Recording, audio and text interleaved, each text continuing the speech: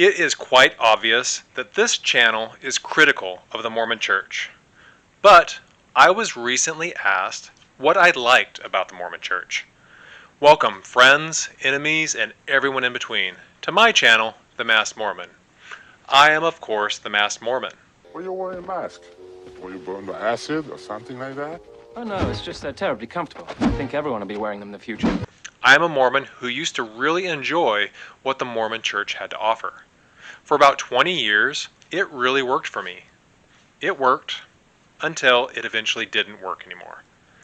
Today, I want to focus on what I liked about the church. Recently, Mormon Stories had an episode talking about why people leave the church. It was a great episode. And John brought up something that he has mentioned several times before, and is something that I have observed myself for years in the church. Broadly speaking, there are two types of Mormons. There are validity Mormons and utility Mormons. Validity Mormons care about the truth claims of Mormonism. These Mormons emphasize the historicity and veracity of things, like the priesthood restoration via visitation from heavenly messengers, or the translation of the Book of Mormon by the gift and power of God, or that the Book of Mormon is an actual history of ancient inhabitants of America, or the reality of the first vision, or that the current president of the church is an actual prophet, or any number of other truth claims and doctrines of the church. Utility Mormons are more concerned about the impact of the church in their lives. Truth claims, though maybe somewhat important, aren't as important as community or personal spiritual experiences or personal growth and other practical everyday benefits that they receive from the church. It's more important that when they move into a new area, they have a ready community that they can be incorporated into. If you talk to a utility Mormon about the rock and the hat or polygamy, they can just kind of brush it off as belonging to the past. They see more that the good outweighs any bad. Now, most Mormons are on a spectrum of these broad member types, but I was largely a validity Mormon, though I did greatly value the community aspect of Mormonism. I cared about the historical truth claims of Mormonism. I gave the church the benefit of the doubt when it claimed special access to God. My wife, the Mass Mistress, was more of a utility Mormon. She cared about the social support structure of the church. Most of the truth claims were of a secondary nature to her. That is, except for the concept of eternal families. Now, her family used to be a part of the reorganized Church of Jesus Christ of Latter-day Saints, also known as the Community of Christ. But in the early 80s, the RLDS Church started to move away from its Mormon roots, at least as seen by her family. Now, her parents, grandparents, aunts, uncles, and cousins all joined the Mormon Church, something that must have been a missionary's dream. Her dad was especially concerned about the temple and the doctrine of the eternal family. Before I proposed to the Mass Mistress, I talked to her dad. Now, I made it a point not to ask his permission to marry her because, honestly, I think that's kind of ridiculous. But I wanted to tell him so that he knew. He asked me if I loved her. Yes. He asked if I would make sure to take her to the temple. Yes. And if I would always be worthy to take her to the temple. Again, yes. Well, I guess I did kind of renege on that promise. I joke with the Mass Mistress that I have destroyed her eternity. Sorry, babe. I could have been more like the angel on Kronk's shoulder and led her down the path of righteousness. But instead, I have become like the devil on Kronk's shoulder and am instead leading her down the path that rocks. But the church worked well for both of us. As I have mentioned before, I joined the church when I was 17. I had a group of Mormon friends that I hung around with, and more importantly, at least to me, there were Mormon girls that actually paid attention to me. But I went to church with these friends. I went to Wednesday activities, and I went to church dances. The group of friends I was in were really into swing dancing. The late 90s and early 2000s saw a pretty big swing dancing trend, and I loved it. I could do the lifts, the spins, the various aerial tricks, and that made me a sought-out dance partner. I have always been more reserved and I guess clean-cut. I didn't really have much of a desire to drink and all the other stuff that sometimes is associated with high school. So I socially melded pretty well with the Mormon kids. I did have a penchant for Saturday Night Live and some off-color humor, but having said that, I did blend pretty well into the Mormon teen culture at the time. I would at times argue about points of doctrine. I remember one of the first times I attended church. In Sunday school, the teacher said that we would be learning about astronomy, which piqued my interest because I love stuff like that. But then he started talking about some of the more esoteric stuff contained in the Book of Abraham. Now, I remember disagreeing pretty heartily about what he was talking about. However, like I said, I enjoyed the social element immensely and kept coming. Even before I joined the church, there was a part of me that wanted to believe in things like magic and prophecy and miracles and angels and gods and all that kind of stuff like that.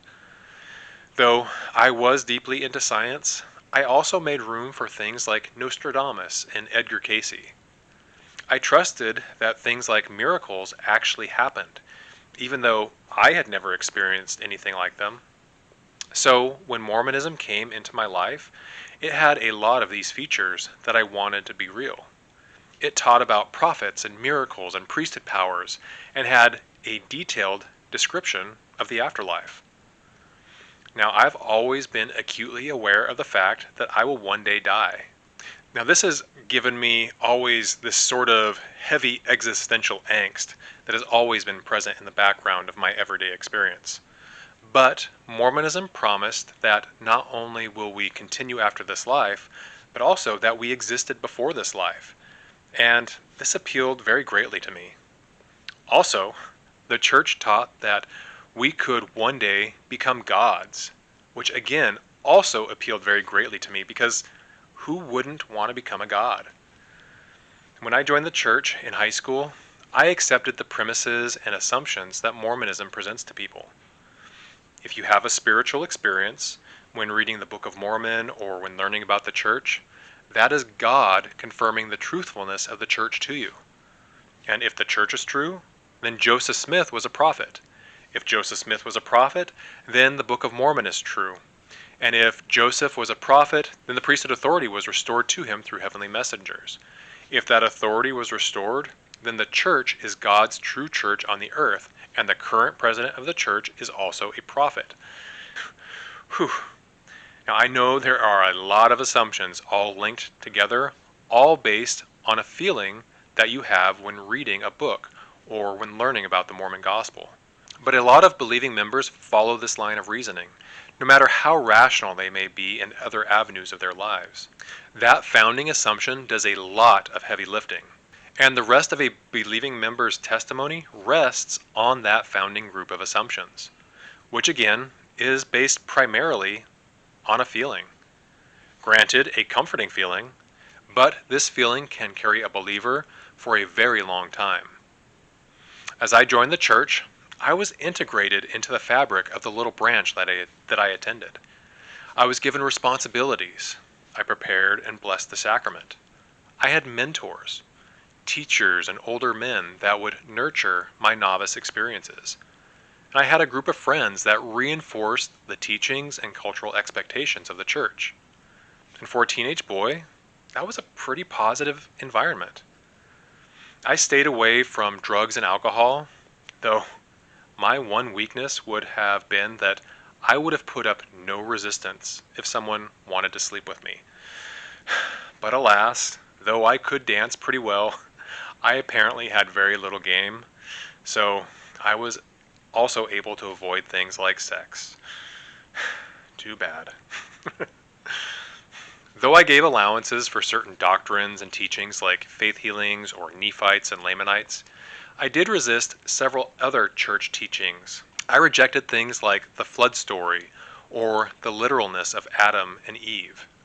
I found them to be allegorical, or perhaps ways that unenlightened people describe things that they just didn't understand.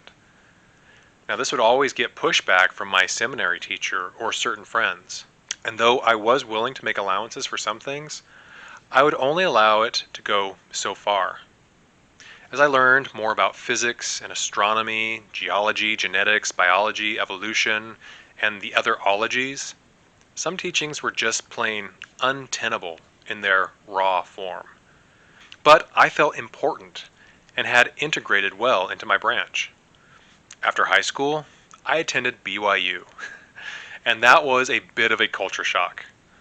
Though I have always felt compelled to follow the rules of society and to keep up the social contract, I have never been one to get bent out of shape over cultural expectations.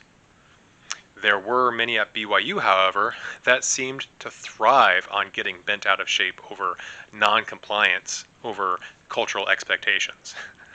I always felt like a little bit of an outsider at BYU. I was a convert. I never wore white shirts to church, and I had decided that I wouldn't be going on a mission. This mission thing made me feel like a bit of a pariah, especially when it came to dating, which was all but impossible. I became kind of untouchable.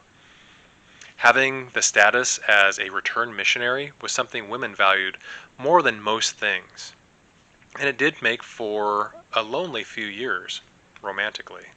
However, having said that, I did have a fun group of friends, almost an equal split of men and women.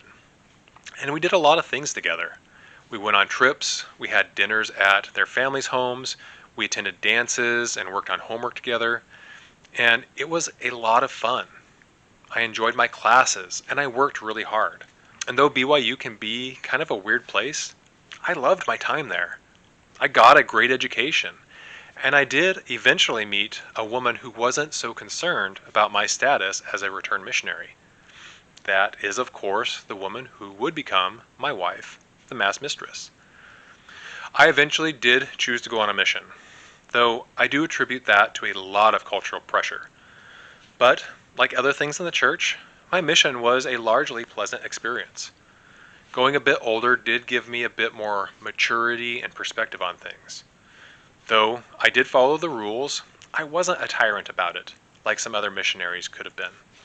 I served in all the leadership positions available as a missionary, and I forged some relationships that continue to this day. Though my mission didn't really do anything for me as far as give me any new skills or set me up for anything, like I said, it was largely a good experience. And that's largely my experience in the church, in general. I've always been personable, sociable, and outgoing, so the church worked well for me. I had great relationships with those around me. I found discussions and learning and serving to be very fulfilling. And it was all buoyed up by the assumptions that the church is what it claims to be. I loved having deep and penetrating conversations with people, though I do have to admit that those were pretty rare because it seemed like those around me didn't really want to go deep into things. And I'm not talking about the more esoteric aspects of Mormonism, but just things like the implications of the atonement of Jesus, or the nature of eternity. Was Satan fulfilling a role in the plan of salvation? Stuff kind of like that. I enjoyed looking into the teachings of the church in detail, finding new ways to examine them, trying to find answers to questions in the scriptures.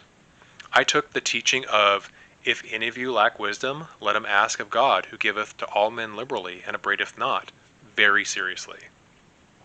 I accepted the assumption that God wanted to intervene in my life, and that I needed to be worthy, and that I needed to ask. The culture of Mormonism worked very well for me. I would usually submit to priesthood authority. I would serve wherever I was asked. The Mormon people are largely a very kind people. I loved the relationships I had with them. But then something started to change.